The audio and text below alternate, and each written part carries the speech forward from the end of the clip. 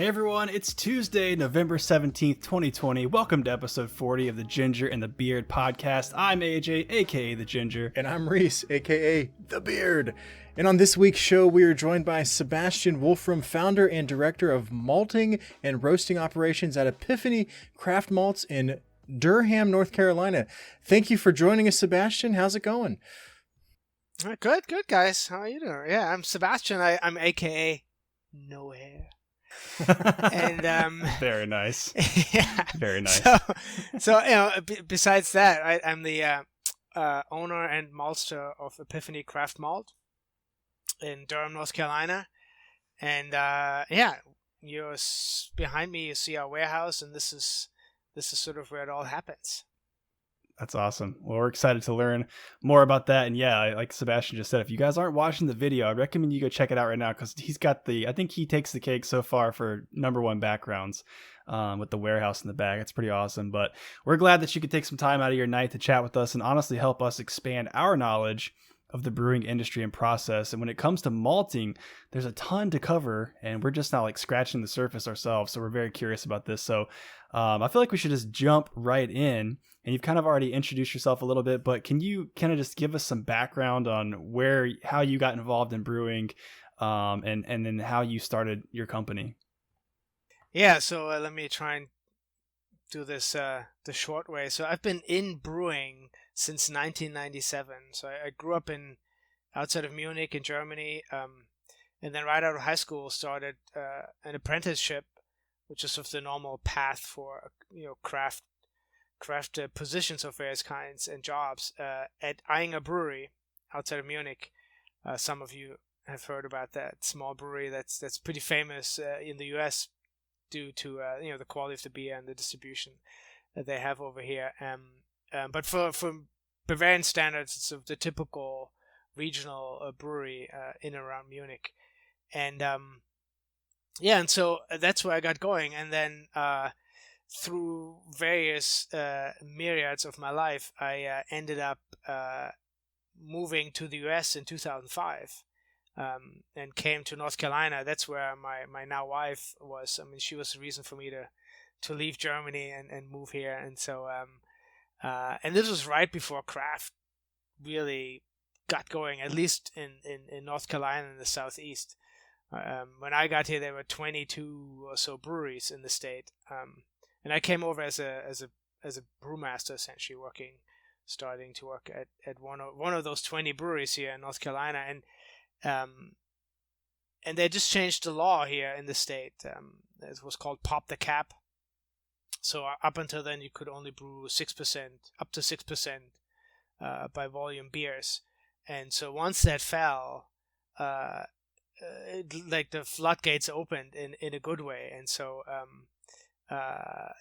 Within 2 or 3 years, there were 80 breweries, and now I think we had close to 350. Right, so it's been this explosion, right, of breweries everywhere, but certainly also here. And so, so I've been along for this entire ride. I helped start the Craft Brewers Guild in the state in 2008, and got that off the ground, and then essentially over time in those years started thinking about what should be my real sort of role and path in craft beer. And so I ended up deciding to open a malt house. I'd become a maltster. That was sort of my destiny, I guess, in craft, right? Yeah. So that's awesome. That's really cool. Yeah. Just interesting to kind of see how you it just seems like you have like a widespread kind of hand in the industry throughout, Virginia and wider. So, it's really cool to get a chance to talk to you. It sounds like you've got a lot of experience being a brewmaster, and then, kind of using that to hone your skills and start crafting malt for other brewmasters. So really nice to have a chance to sit here and kind of chat about this with you. So people that listen to this show are lovers of craft beer. Obviously, if they're listening to, shows like this, they clearly love craft beer, but they might not necessarily understand how all of the ingredients play a role in developing the flavor of the beer. Certainly that's something that I've struggled with. I know that my counterpart here, the Ginger, certainly doesn't understand everything either. So we're trying to learn, and I'm sure our viewers are. Can you give us a very high level understanding of what malts actually are, and then what role malts play in the brewing process? Yeah, no, absolutely. I can do that.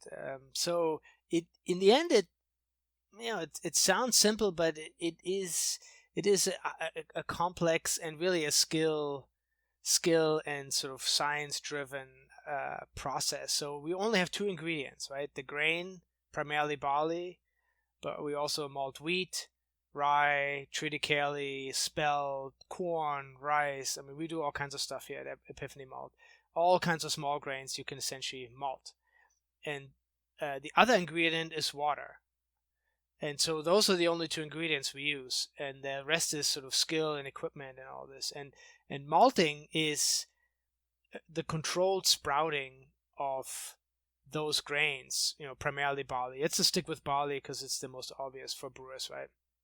So the grain comes in from harvest and then year round from the farmers' bins or storage facilities, and we essentially get it wet in the malt house, as if it's in the ground somewhere, right? In the field when it rains, it's sort of the same trick. And once the grain has gotten enough moisture so that it's safe to start growing a plant, is really how this works. It starts sprouting, and that's when the malting process really starts. So the initial day is steeping, soaking the grain. And then once sprouting and germination kicks in, that's in sort of the first real important step in malting, which is the moisture allows all these enzymes that are either present in the grain or that the grain actually generates out of its building blocks, right? The minerals, the proteins, and creates enzymes to break down the starch. So the starch part of the kernel is essentially the energy storage for the plant. So the plant has a chance to get out of the ground, rootlets and the leaflet up so it can get energy from the sun, right, and has access to nutrients. And in order to get there, it needs sort of its own little gas tank, right? And so so that starch is that gas tank. And as a maltster, we access that. And so for the next 5 days, roughly 5-6 days of germination, that breaks down and those enzymes get to work, and then we dry the grain, right? Then the last step is the kilning part, as it's called. And so we dry the grain back down so it doesn't go bad, right? It doesn't start molding, and you can mill it, right? It's nice and brittle at that point as you get it when you start brewing. And what has happened is, in that entire week, the grain essentially has broken down its building blocks into small units of sugars and proteins. And during kilning, as we dry it down, depending on how we do it, we put these building blocks partially back together and create colors and flavors along with it, right? These typical colors and malt flavors that are variations. And at the end of all this, we put it in bags that you can see behind me here. And in the bag is essentially a modified enzyme active grain that is called malt. And that's the only way you can brew, right? You couldn't just use a raw barley or raw wheat, mill it in. All you would end up with porridge, right? This would not be beer. It wouldn't ferment. And so malting is essentially literally essential to brewing. You couldn't do without. Wow. Yeah, that's a lot. crazy. Yeah, when I said that we scratched the surface, I think I don't remember. It was a few episodes ago. I had a beer, and I can't remember which one it was at this point. But I talked a little bit about the malts and that exact process that you mentioned, of course, at a much higher level, with my little understanding. And when I started to research some of it, the science behind it was just way over my head. Like, how detailed and how specific all of it was. And we're excited to kind of dig into that a little bit more. So, but just to kind of round that out, so when you put the malt into the brewing process, essentially the malt is what supplies the sugars for the yeast to feed on, right? Yeah, right. So Right. this the enzymes that come with it break down the complex starches into sugars and proteins primarily, right? And that's then, right, those are then make foam and feed the yeast, right? And exactly, and essentially makes the alcohol. And Awesome. the sprouting process is what unlocks those starches and allows, those different components to be broken down. And then you use the kilning process to bring it all back together and add, it sounds like you're able to have a little bit of impact on what the final product is during that kilning process. So I'm assuming there's different ways that you can kiln, because you had mentioned different colors and consistencies potentially through that process. Yeah. So yeah. So this is sort of where sort of experience and training and sort of skill comes in. So as I said, we have just barley and water, right? Those are 2 ingredients, and depending on where the moisture level is and how you dry down the grain is where you make color, flavor, and then also drive out off flavors, right? So DMS is one of those. If you don't kiln correctly, mostly at the very end of the kilning process, you're not essentially driving out some of those off flavors, and so you as a brewer you then end up having more challenge boiling it off and not having the DMS off flavor in your beer, for example. And color is really tricky to hit. I mean, you really have to understand your malting process in order to make a Pilsner malt, right, very light color, to a Vienna, to a Munich, and once you get beyond those Munich, those amberish colored malts, you switch over into a roaster, right? So that's the second part we can talk about once we've talked about malting, and so it's it takes understanding your equipment and the ingredients you work with. Yeah, that's a perfect segue, because one of the benefits, reading and doing some research on your site of Epiphany is that you talk about how you don't do the floor steeping, as opposed to you have a kiln box. So can you talk a little bit about what the differences are? In my very short amount of research, I saw some pictures of, it looked like somebody's basement and a bunch of grain scattered out and just water sitting there, and it's just steeping in the floor, which I'm sure is a sanitary process. I'm sure that's just like standard procedure. But on the flip side, you check out your website and you've got what's called a kiln box, and saying how that's allows you to do different things with the malt. Can you tell us what are the benefits of using that as opposed to the floor steeping? Yeah, sure. So there's 2 different ways of sort of making malt. There's really the traditional way you just talked about, this floor malting, right, where it's spread out over a smaller floor for craft brewers, or these sort of giant warehouses for the still commercial floor maltsters, mostly in England, who still do that.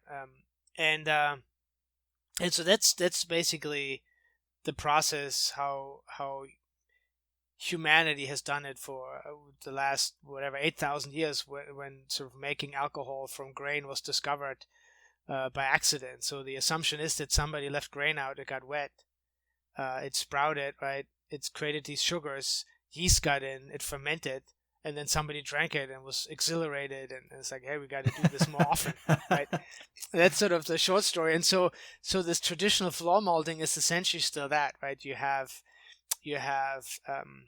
grain, you bring it out on the floor, you water it down, with watering technique, whatever you have, right? Buckets or a hose or whatever, very simple, and you basically just do like you would do gardening in some sense, and what it creates is a floor, and the germination that then sets in creates a heat and CO2, right? It's a active metabolism like many others, and so if you would look at it through a heat sensor, you would see like a shaggy rug in terms of heat.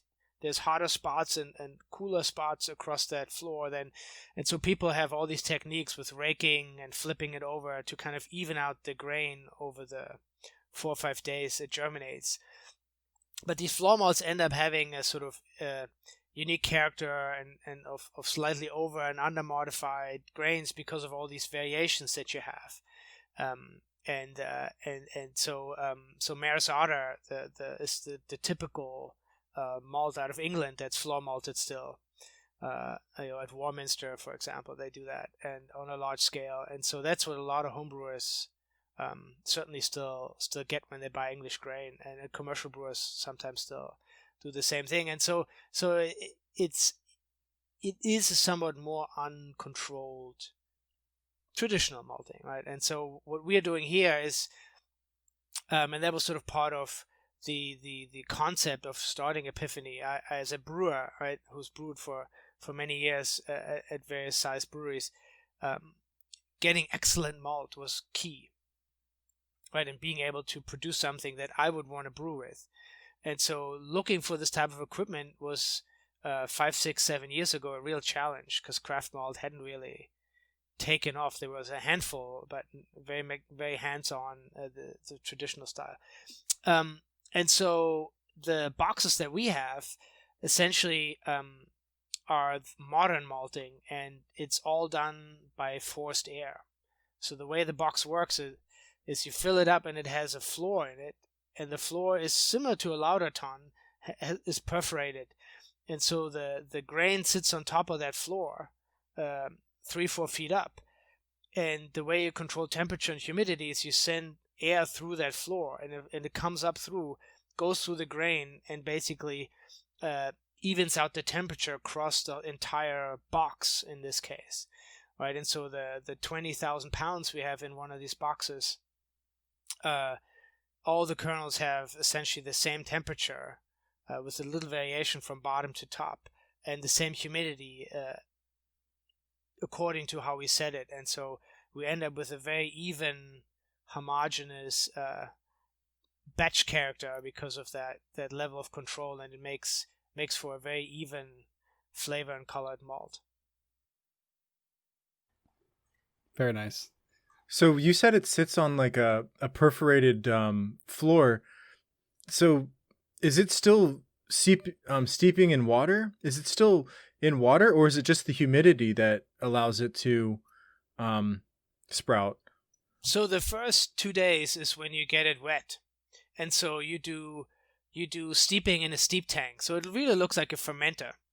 And if you go on my website, there's a picture of the top of the tank, and there's sort of water and air floating around in one of the clips, and that's our steep tank. And so while the grain is being steeped, we pump in a lot of air, and so it's really like a heavy whirlpool experience for this grain, because the grain in the end doesn't like to be underwater and suffocate, and so this water air mixture is the perfect. It's like rain, right? It gets wet, but it has air access, and so that's really important.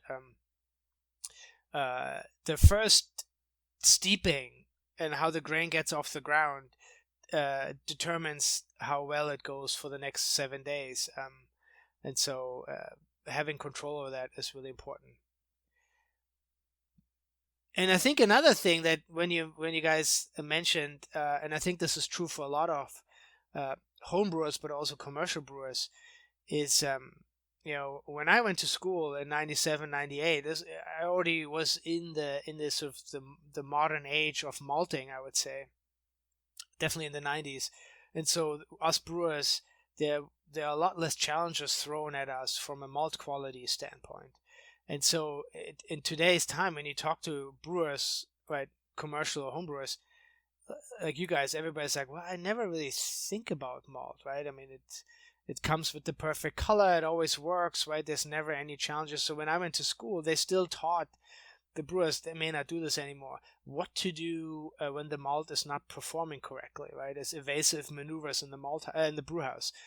But I mean, with all the testing equipment and the improvements, and the technology, this is just no longer a thing. Malt is well modified, highest quality. I mean, this it really is autopilot for brewers in a good way. Yeah, and we just had Jimmy Lochran on. He's the head brewer at Smart Mouth Brewing in Norfolk, and we were kind of talking about the importance of some of these ingredients and how he gets different flavors and things like that. But we also mentioned how Reese and I both used a home brewing like craft to brew kit to do our first brewing experience, which was a lot of fun. But we used malt extract as part of those kits. And I know that, people who are more into home brewing move away from malt extract. And I think it's a more time consuming, requires more equipment, larger equipment, things like that. Can you explain to us, from somebody who's a lot more knowledgeable on the subject, the difference between using malt and malt extract? Sure. So, so malt is essentially, the primary ingredient, right, that you can buy directly. But it requires everything you said, right? You need a mill, you need a steep bag or a lauter ton of some kind, right? The Gatorade bucket with the screen in it, or whatever people do, and to make this all come together. And so the extract is essentially, in most cases, in the malt houses, they have these sort of syrup batch maker. So it's essentially like a brew kettle, and you just evaporate. You use the malt that you have, and you evaporate it off, and primarily that's obviously used for homebrewers, but really it is for other food applications. So bread making and other industries use the syrup as a ready to mix. They don't have a brew house, right? For them, they just want some of these flavors and sugars and other properties, and so that's what the syrup is. And it's for background, not that I want to talk down these syrups, but there are also often ways where if something went slightly wrong on the malting end, the maltster in-house has a lot more control, and so a lot of these syrups are made with batches that don't quite hit specs for a brewing customer or a raw grain customer.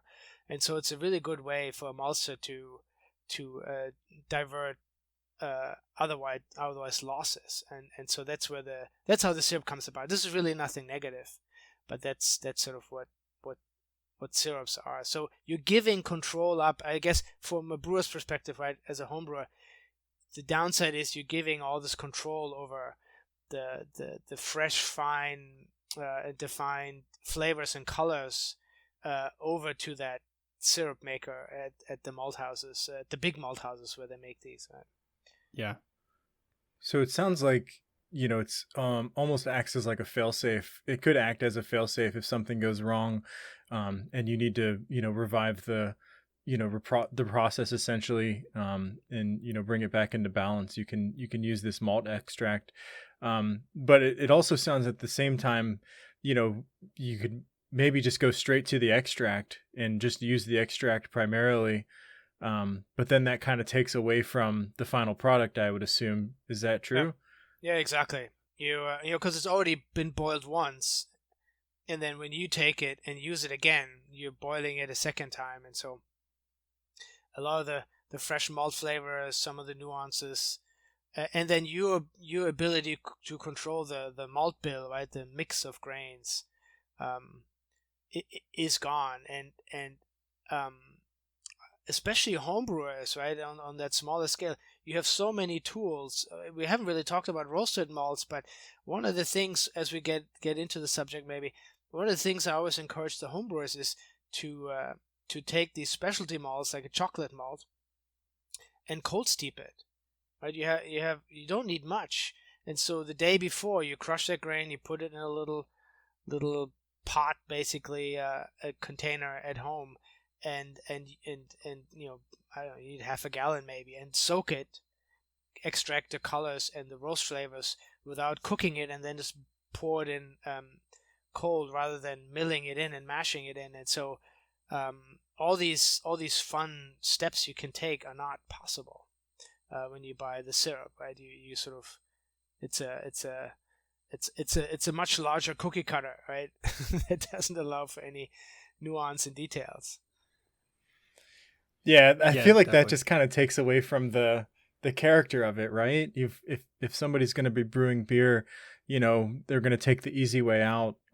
Maybe that's not the way to put it, but it sounds like they're taking a little bit of their creativity out of it by going straight to the extract rather than creating their own, maybe not creating their own malt, but choosing the right grains, that they want in their beer, and having it go through the real malt process. So, very insightful. That was nice. So, kind of on, we're going to touch on the malt, on the roasted malts here a little bit. So, on your site, there's a lot of different, I guess, types of malts listed. So can you tell us the difference in the types of malts that you offer? Like, what's the difference between high kiln, low kiln, roasted, Nordic, and alternative, right? Like, I've never heard these terms. Yeah, me either. so so um so we categorize these because it makes sense. The process drives the outcome, and so these words describe the process. So low kilning is the drying step, and during the kilning, during this drying, you're making most of the flavors and the properties of the final product, and so low kiln is all the base malts, right? So a pilsner, a pale malt, those all are done very gently to preserve most of the enzymes, so you have good enzyme activity, and mostly you want very little color development and sort of a clean, simple flavor of malt. The high kiln is still the same general malting process. You just go higher in the final temperature stages during the drying, and depending on how that's done, you end up with a Vienna, like a slightly darker malt, right? And then a Munich type, which is sort of the darkest one you normally make in a normal germination kiln box setup. And so those are still all considered base malts, right? You can make a nice rich amber with the Munich malt if you don't want to use anything else. I mean, most people blend these together in their recipes, but that's still possible. And then everything else is flavor malts, specialty malts, color malts, and so those are done with the rest of the process, and we then mostly switch equipment. So in our case, we can talk about the alternative and the Nordic a little bit later, but the specialty malts are done in a roaster. So we have further in the back of the warehouse, it's a device like a coffee roaster. I think most of you have probably seen the little round drum over a fire kind of setting with the hopper. It looks like a little engine at these coffee roasters, right? We have a bigger version of that. Ours fits 700 pounds. Wow. It's yeah, I mean, a normal coffee roaster is, I don't know, 20 kilos, so 40 pounds to 100 pounds that you see in these coffee shops. So it's fun big equipment. And so in that we make everything from a light colored biscuit malt, so that's slightly toasted, to about 40 SRMs, so 2 or 3 times the color power of a Munich malt, all the way to a chocolate or a roasted barley, which is raw grain roasted, and it makes the darkest grain. Yeah, so right, so you're holding up a dark beer. That's right. Yeah, this one's got chocolate malts in it, and that's what I wanted to kind of get to is how do you make a malt taste like chocolate? So you have to take into account that we're still talking about a piece of grain that we're roasting, right? So there's no vanilla, there's not really sugar. I mean, there's obviously some malt sweetness that comes from the malt, but it's not like eating chocolate, right? There's no cocoa butter, there's none of that. Yeah. So the chocolate flavor refers to a dark, rich sort of chocolate. I mean, you have this sort of slightly bitter but nice dark character, which is sort of the dark chocolate. And so how we do it is we take finished malt and throw that in the roaster, and it takes about 90 minutes to an hour to 2 hours to bring up the temperature of this roaster, right? So the drum is continuously turning as we heat this up, and in that process, you slowly brown and darken the entire kernel. That's why it takes so long, right? A normal coffee batch takes 14 to 17, 18 minutes for these beans to roast, but for grains it's a lot longer because you have to give it more time. Otherwise, the outside burns and the inside is untouched, kind of thing. So you have to be a little bit more gentle. And and we just take it up to about 230 Celsius, so 460 or so, right? Pretty warm. And then pull it out, cool it down fairly quickly on a cooling table. And that's what chocolate malt is. And so the biscuit, right, the lightest version, so the same starting point, we throw in regular malt and just toast it for 40 minutes, you end up with that. And so then everything in between. And it's all about density. So the darkest that we make is a raw barley roasted, called roasted barley. So if you want like a stout, a pitch black stout, you have to use something like that. And because the raw grain, right, we haven't malted it, so the kernel is rock solid still. Whereas if you use malt, right, doing this modification that I talked about earlier, the kernel is broken up and friable, right? That's why it melts so nicely. And so there's all these air pockets in it. So heat doesn't travel as well. It's like a little insulator, right? So it takes time for it to heat up. If we use raw grain, we can go much harder with temperature and heat exposure and make it even darker. And so that's sort of the trick on roasting. And so that's always dry malt. And then the other thing you can do, which makes all these crystal malts, some say caramel malt, but it's really crystal malts, is when you take green malt out of the germination box before you kiln it. So before it's dry, it's super active, right? All the enzymes are active, the kernel is well modified, and if you take that out and put it in a roaster, you're literally mini mashing the kernels in that heat, right? And so it's like a million little brew kettles, these kernels. And after about an hour or so of sort of stewing these in their own hot juice with the enzymes further breaking down these starches, you have this sugar juice kernel, and you turn on the dry heat and dry down in the roaster, and you make, crystal 10, crystal 20, crystal 60, crystal 80, these very, very, sweet toffee-ish malts that create the sweet backbone of any rich beer, because those sugars don't ferment. So all the fermentable sugars I've made during malting are basically fuse back together in this caramel or crystallizing process. And so crystal malts are also specialty malts made in a roaster and are primarily for residual body that doesn't ferment away, essentially, in the beer. Wow. So if you're That's not using syrup, right, but you use malt, you can use all these ingredients to kind of fine tune, how much back sweetness you have, what color you have, right? So that's why people switch to all grain brewing, right? Yeah. I'd love to I'm sure I've had some beers. I'm sure Reese has definitely had some beers that have that crystallized malt. But now I'm going to seek them out intentionally. So because that sounds amazing. A lot of IPAs use it, right? They use Pilsner, and then they put in 5% of there's various names, but a crystal 20 or crystal 40 to give it a little bit more of a color, but also then this sort of sweet backbone against the alcohol and the hop bitterness. Right. It's very common. So the crystals show up quite a bit, even though you don't know it, in a lot of beers to kind of balance body with bitterness. Right. I'm a bit curious. Go ahead, AJ.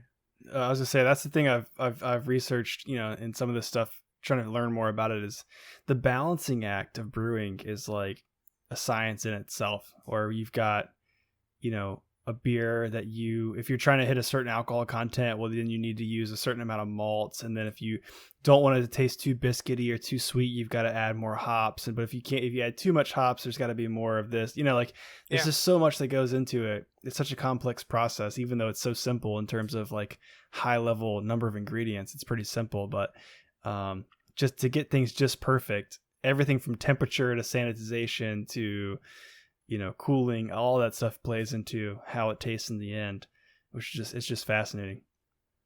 I'm curious, and I agree that it is fascinating. I think that's why we are so interested in all of this. But so you mentioned that the sugars can't be broken down. So I'm curious why the yeast aren't able to break down those crystallized sugars.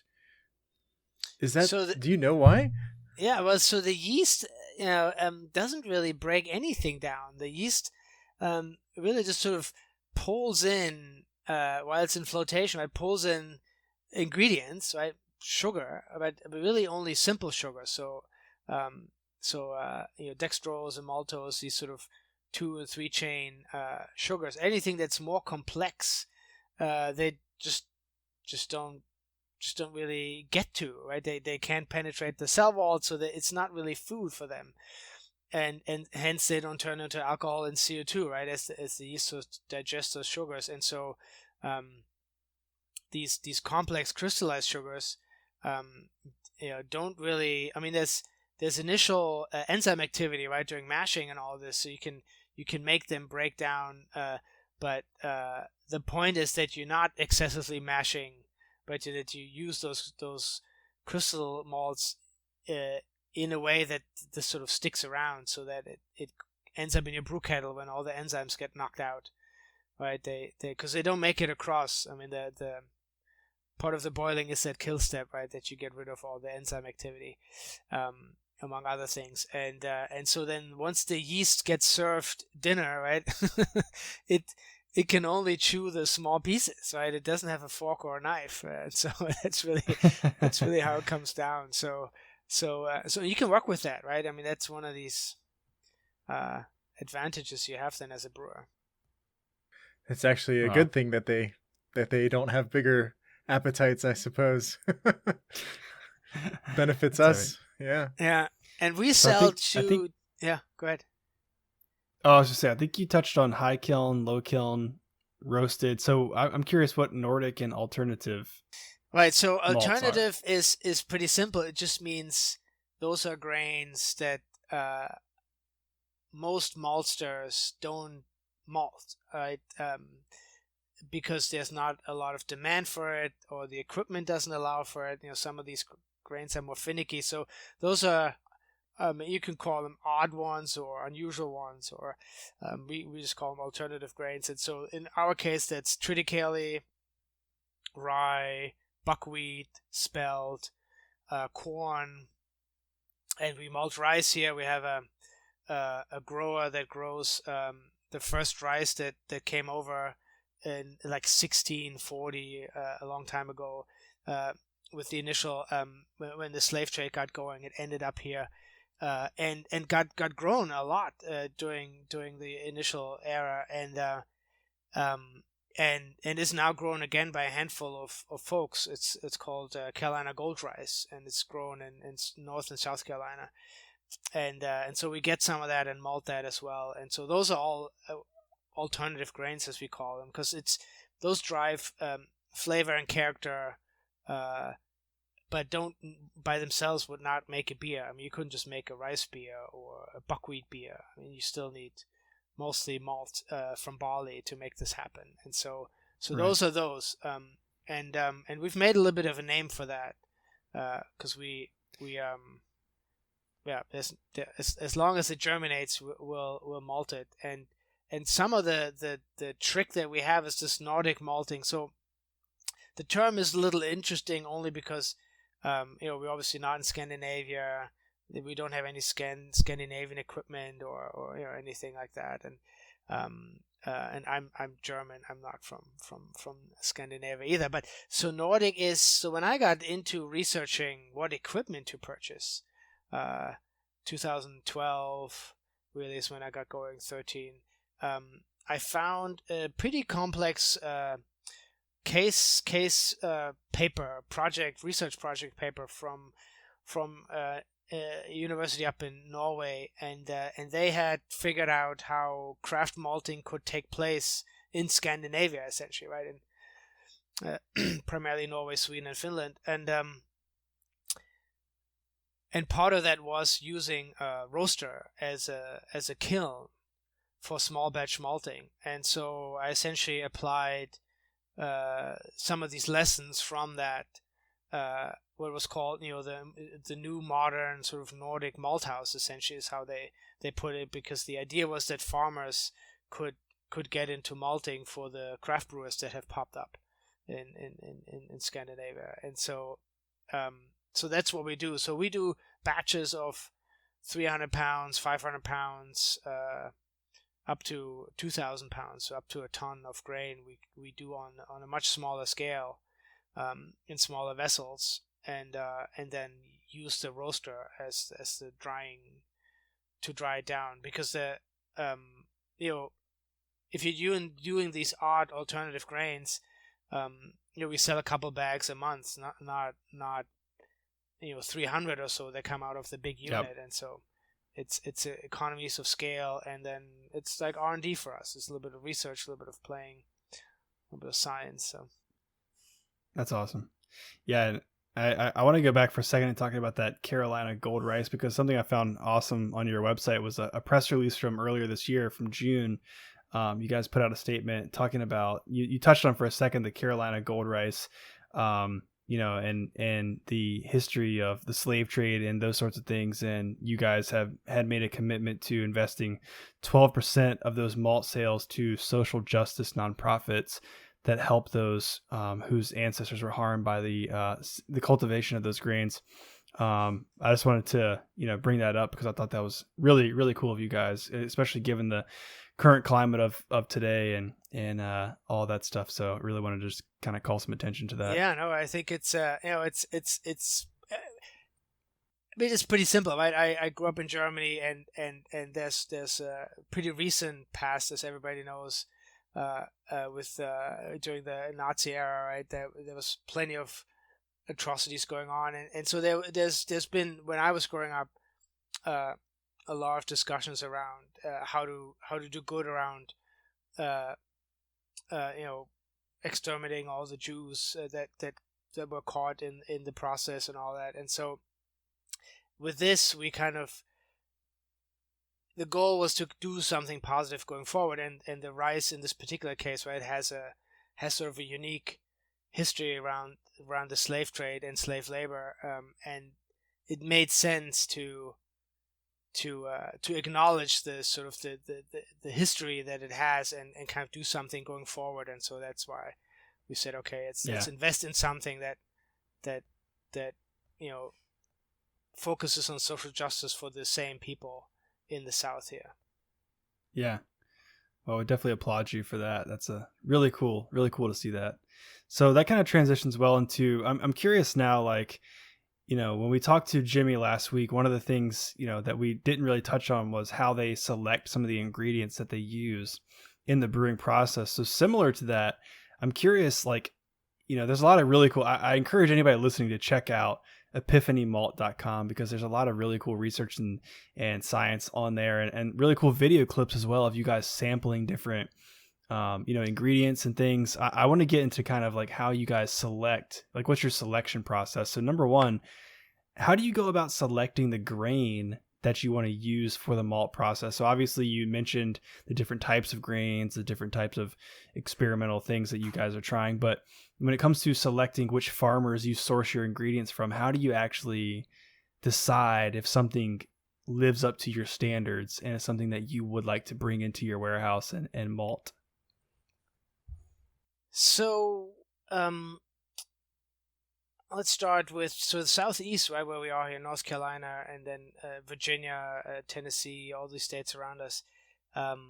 We are not traditionally malting states, right? I mean, without us handful of craft maltsters, there wouldn't be anybody malting here. And so we have a little bit the challenge of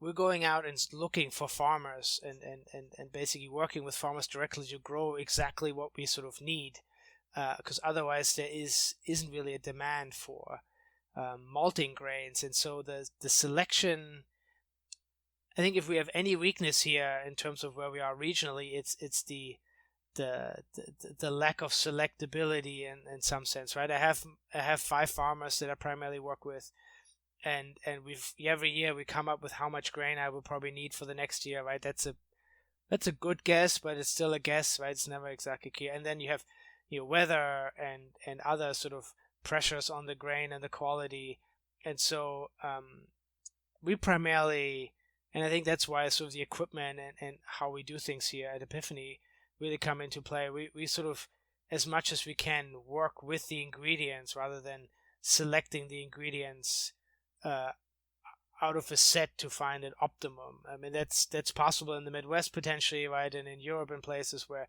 a lot more malting grain is grown, and there's an excess that then goes into feed markets and other places, and so there's selection possible. So we don't really have that, and that's, as I said, that's a sort of a strength, but also a weakness in some sense, right?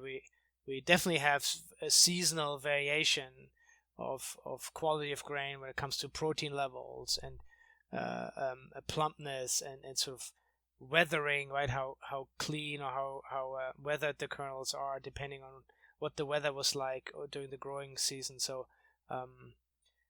but the way we do it is pretty simple. So we get a sample in. We make a small malt process here in house, just with a pound, and do it here in our lab, tabletop malting, basically, very small scale.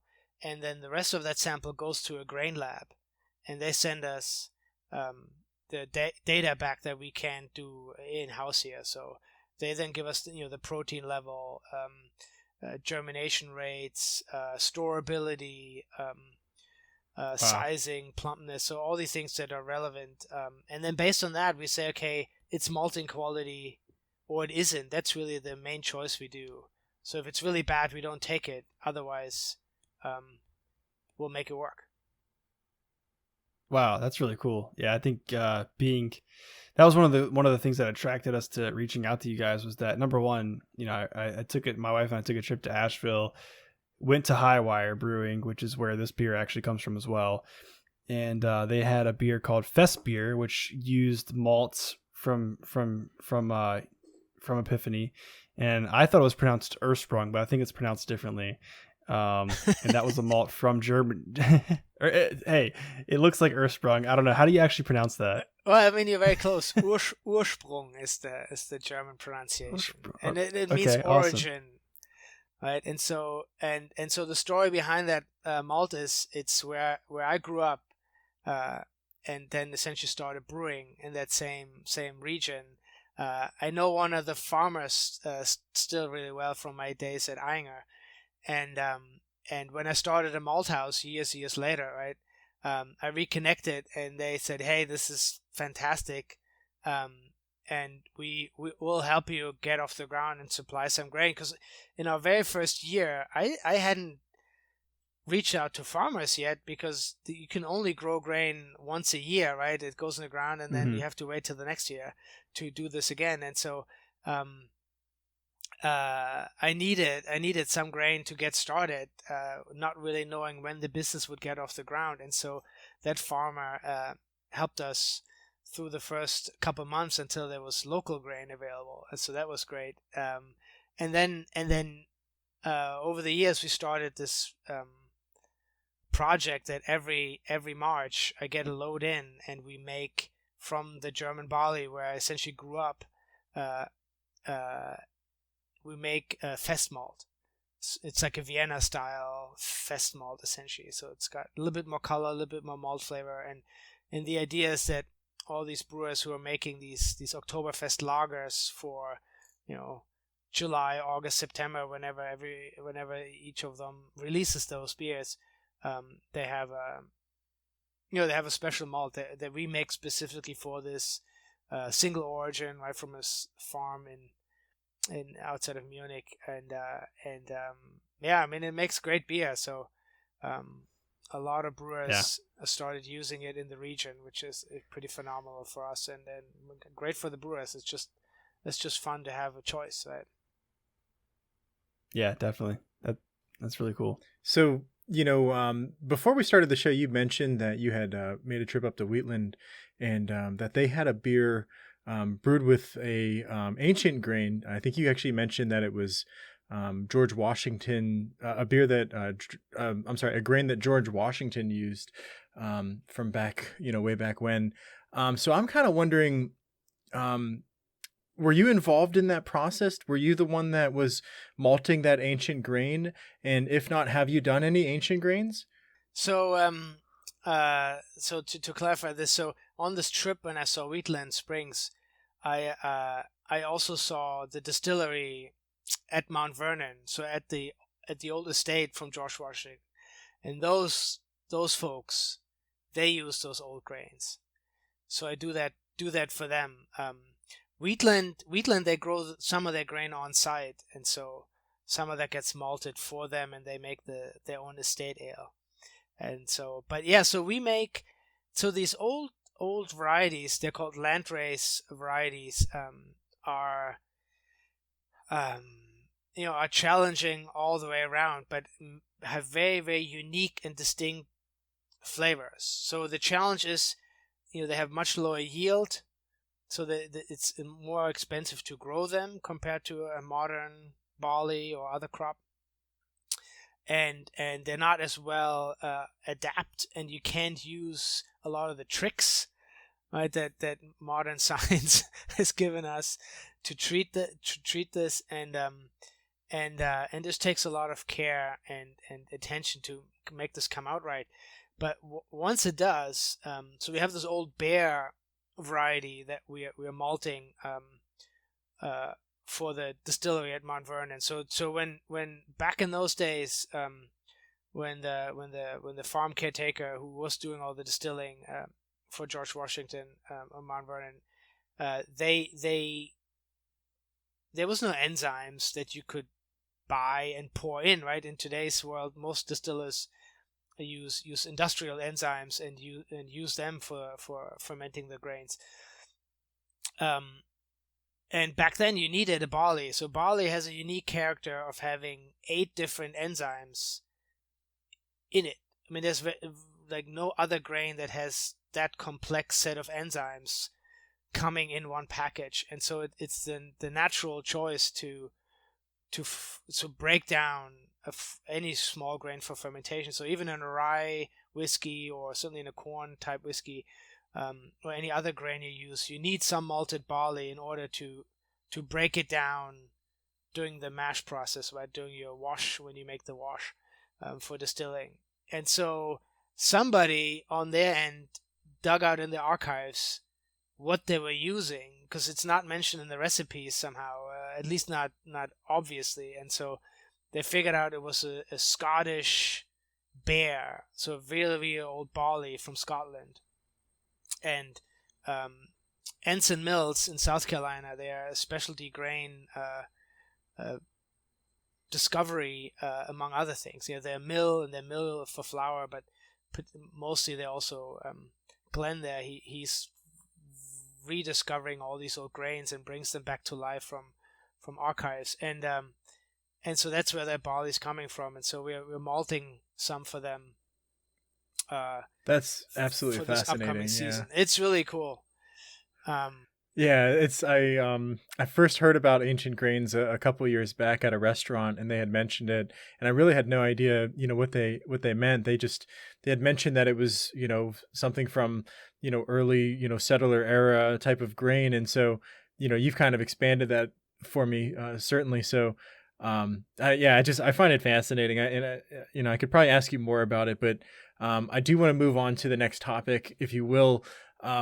And so this is going to be kind of like a 2-part question real quick. So, first off, can you tell, so let me get through this whole question. So can you first tell what type of malt you will get out of a grain before putting it through the process? And then the second part of that is, when a brewer wants to use your malts in their beer, how how after they, do they just look at the malt? Is there like a flavor profile? Is there a way for them to choose the right malt for their project? So let's start with one. Based on the analysis that we get from the grain lab, right, on what the raw structure and sort of specifications are, what the grain delivers, we can pretty much tell if it's gonna make a good Munich malt or a good Pilsner malt, and it's mainly based on protein and extract content, and so we can do that, and then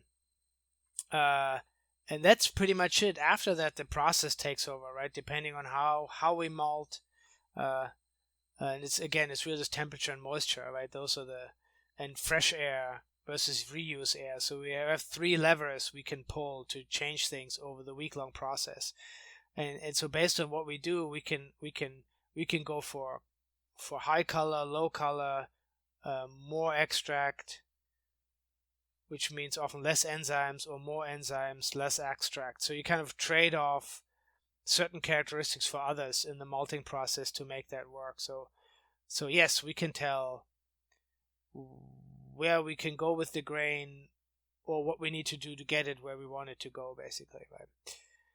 And to the second question, for the brewers, absolutely, and the main determining factor really is the color initially. It's the easiest way for a brewer to have sort of a base understanding of where this goes, because in the end, even though we have a bunch of ways to manipulate what comes out on the malting end,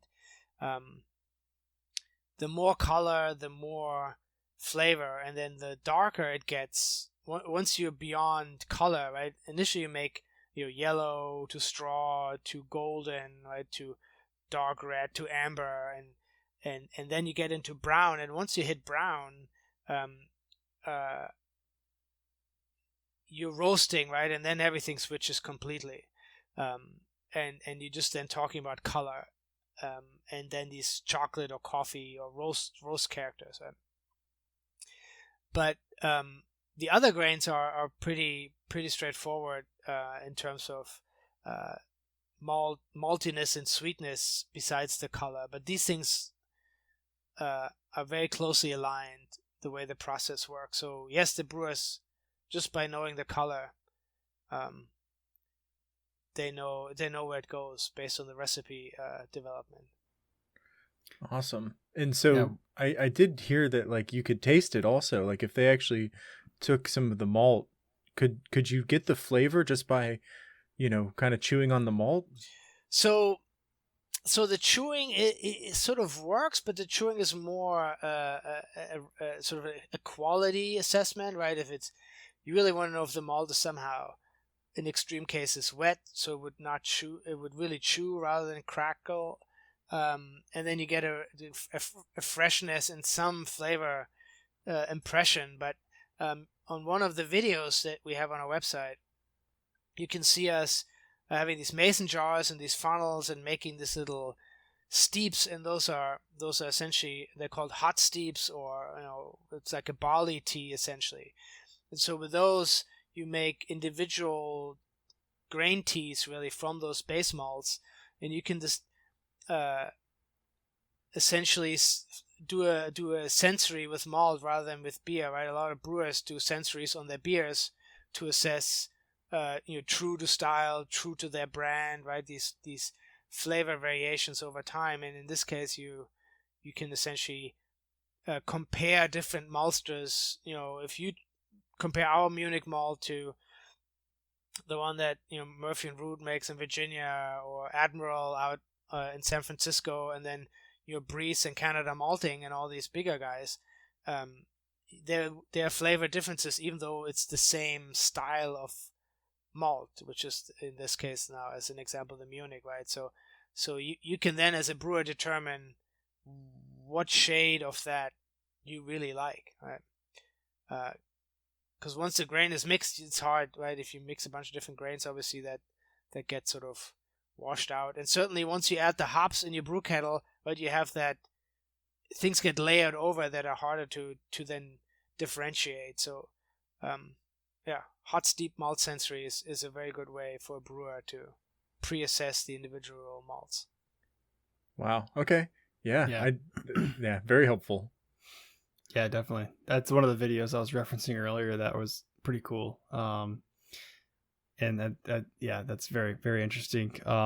So I guess along with that question, are craft brewers, that's always a hard word for me to say, craft brewers, are they your primary customers? Is that who you primarily are distributing to? Yeah, absolutely. I don't Awesome. have any, I mean, I don't have any macro brewer. I mean, so we have, I've sold for special projects some malt to, big craft brewers like Creature Comforts in Athens, Georgia, or Sierra Nevada, the one in Asheville here. I just last week I was up at Dogfish, which now that they merged with Boston Beer is a pretty big small brewer, right? But at Dogfish they have we are working together on a zero emissions, so carbon neutral beer that we work on by sourcing the right grains and everybody doing the right thing, and it's called Regen Ale from regenerative farming, and so in this is now going for a year and a half with preparations and then actually brewing that beer, and we've some of our farmers have started changing some of their practices, and so we're actively trying to sequester CO2 into the ground through alternative farming methods. So it's pretty cool. It's really neat. And so those are my big malts, my big brewer customers. But those are a handful of projects. The people who help us make this a business are under 10,000 barrel brewers, most of them. Wow, that's awesome. Yeah, and obviously North Carolina is, like I mentioned, my wife and I took a trip to Asheville. It's like a mecca on the Eastern Shore for craft breweries. Not Eastern Shore, Eastern part of the United States. But so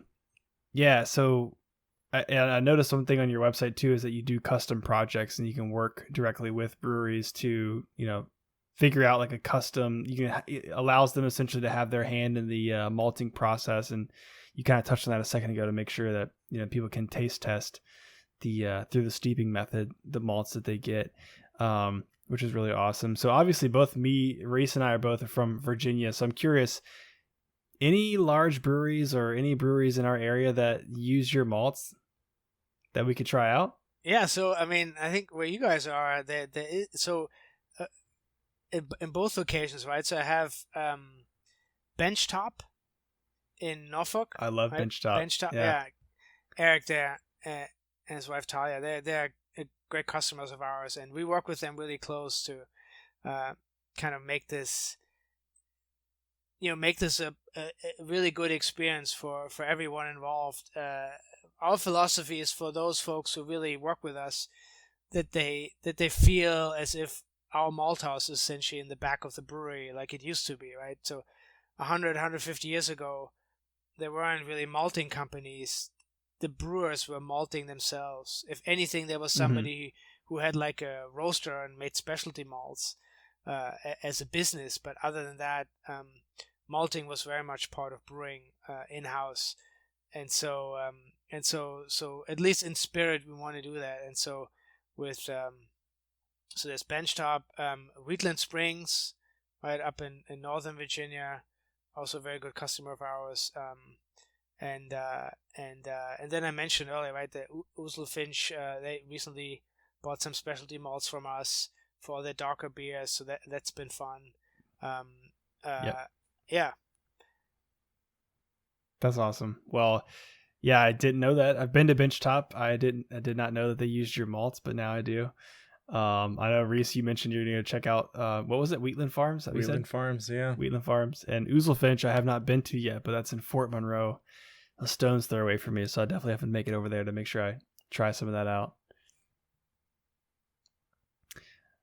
So I mean, I guess, we're coming to a close here. I feel like you've touched on this throughout the interview, but I want to kind of give, just a second here to talk about what sets Epiphany's malts apart from other craft malts, and also apart from like malts that you see in, some, like you said, the macro breweries. Like, what sets craft malts apart from big beer sort of malts, and then what sets you guys apart from everyone else? Oh, that's a big question right there. So what the easier one is, I think, to talk about big malt versus small malt in that sense, or how it compares. So, um, uh, we are sort of small and sort of curious, agile. As Epiphany specifically, I think we really, me and my team, we really go into the littlest detail to make sure we come out at the right end of all of this. And so I have a pretty strong brewing and malting background. My main maltster is a Virginia Tech grad, and she's a geneticist, so she knows everything about barley breeding and has worked with those folks for a couple of years, getting her master's and all that. And That's awesome. So between the two of us already, we have a lot of know-how, or at least know where to turn to. And so this is really sort of driving sort of us as a malt house, this sort of really scientific and analytical approach. And then, we know our farmers, so it's all single source, single origin, all the small batches. We blend very little, most of the time not at all, and so you get true to batch characteristics. Because each batch, even though the process is repetitive and very well controlled, is slightly different. It's a natural, process that has variation, like everything else, and so and I think we really deliver something unique by doing that. And big malt is sort of the opposite, right? Where it's huge batches, many lots get aggregated, malted, and then blended for consistency, right? It's not about variation. It's about volume, cost efficiency, and delivering something consistent over a year, 2 years, as sort of the grain harvest sort of switch around. The whole point is to stay consistent. So they just have a very, very different focus based on their primary customers, which are the big brewers, right? Even though all of us here in craft beer or in the craft beer movement are many, we are few when it comes to total volume, right? So Right, I'm a lot more like my customers, right? It's a handful of people. We're a small business. We do custom things. We change things to make it better all the time. And then, but most of those folks buy from a big supplier that, the salesperson may know you, but that's about it. They're not making malt thinking about any of the craft brewers, because it's just not relevant for all the right reasons of how their business works, right? They make multiple rail cars a day, and and 3 rail cars is a year worth of production on our end, right? So it's really a huge difference. And so that's sort of, I think, where the main difference is, right? Yeah.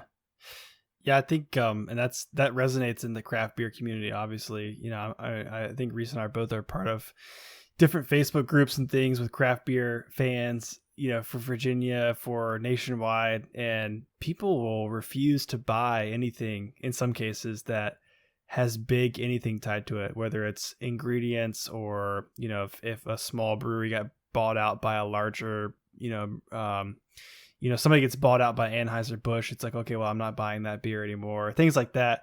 On one hand, it's like, well, congratulations to the brewery. They've just, made a lot of money. They succeeded as a business. They got purchased by a large corporation. They made a bunch of money. So good for them. But for the folks out there who want to support their local brewery, because they're local and because they're using, ingredients that come from local farmers, and it trickles down, to the very bottom of everybody, all the suppliers, all of the distributors and things like that. So I think if you're somebody, which I think Reese and I both are, who like to support small local breweries, using or supporting a brewery that uses a smaller manufacturer such as yourself, who then supports local farms as well, you can feel good about buying beer that has, craft malts in there. So that's really cool to hear. Yeah, it's kind of a widespread effect. You kind of see the whole supply chain, and it's, rather than buying from, a large company, you're kind of buying from your local brewery, and it's affecting the whole economy around you, which, I think is certainly feels good. And, more people should kind of hop on that, especially in these kind of trying times with, small businesses struggling. There was a craft beer day, couple months back, and I know you and I both made sure to go out and buy a bunch of craft brews from our craft breweries. So yeah, certainly recommend to anybody else listening to support your craft brewers. So we're coming to a close here, and I got a couple more questions. Really, this is something exciting that AJ and us, we wanted to ask you. And you said that you made a trip up to Wheatland. So I'm just wondering, do you have any special projects in the works that you're particularly excited about that you'd like to share with us? I should probably say that as well.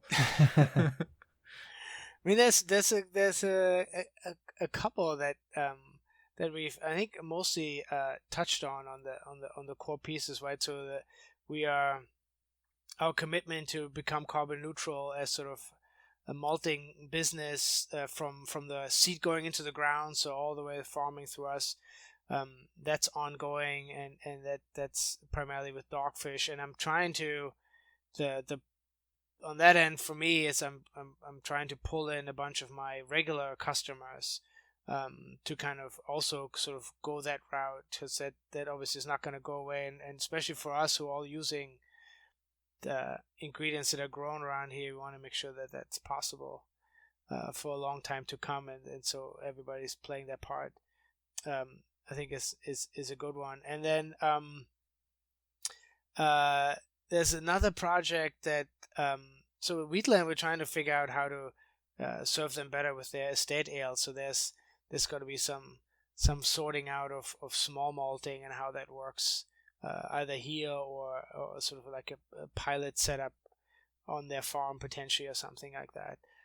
So there's some of those things where we're trying to maybe make our malt house be mobile in some sense, right? Oh, cool. That's really cool. Yeah, and then I more and more try and communicate directly with the folks who are turning to us, right? That's I guess another project. It's less on the malt end, but it is really about focusing on the folks that are already interested in what we're doing and how we're doing things, and it's communication is everything, and so improving that is really, especially now with sort of where you can't just go by and visit anymore as easily. Certainly, it's not as comfortable sometimes, right? If you just show up, it's sort of not a good time to do that unannounced, and so dialing that in has been a huge challenge for us. Certainly. Around all this, and trying to figure out how to stay connected. Yeah, makes sense. So I guess that's it, AJ. I think if there's any more questions from you, AJ, do you have anything else?